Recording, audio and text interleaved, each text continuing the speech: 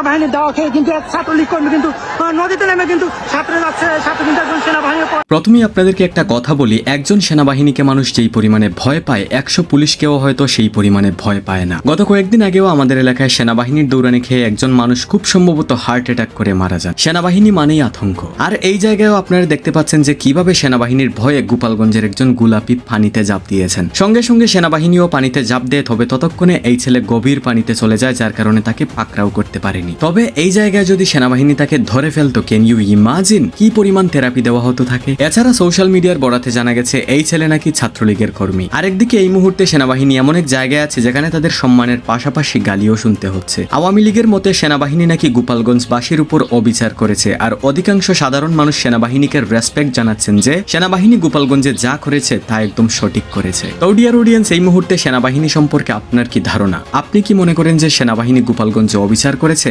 নাকি আপনি তাদের কাজের জন্য তাদেরকে স্যালুট জানাবেন? আপনার মতামত অবশ্যই কমেন্ট করে জানাবেন, and please guys subscribe to our channel.